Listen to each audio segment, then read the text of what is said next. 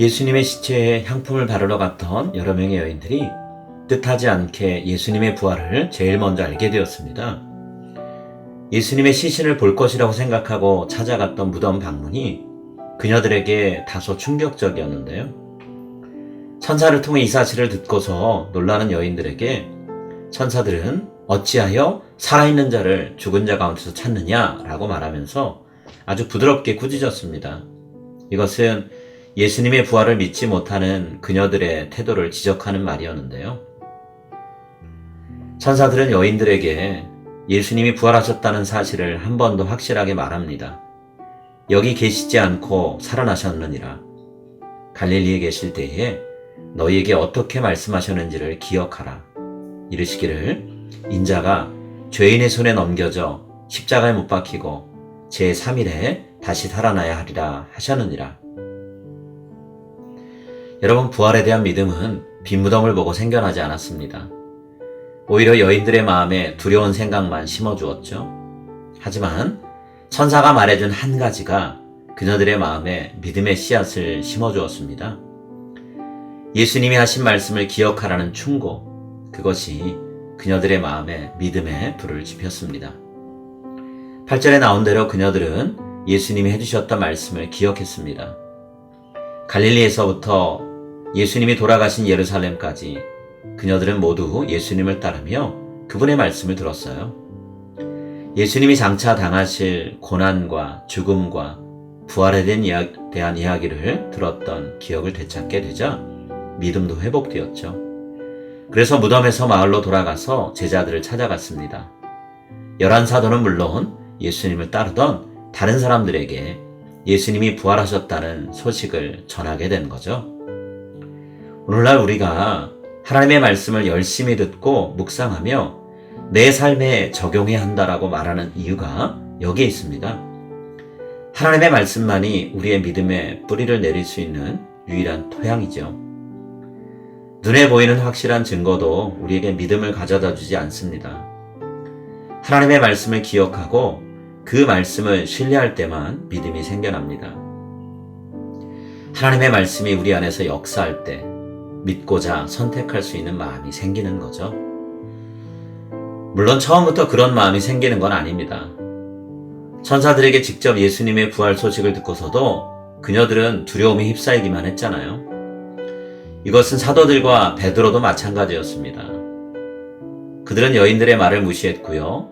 베드로는 무덤 안을 들여다보고도 믿지 못했습니다. 오늘 우리는 그들과는 달리 하나님의 말씀에 믿음의 뿌리를 내리고 하나님을 절대적으로 신뢰하는 삶을 살게 되기를 기도합니다. 말씀대로 사시고 말씀대로 부활하신 예수님처럼 오직 하나님의 말씀으로만 사는 우리가 될 수 있기를 간절히 소망합니다.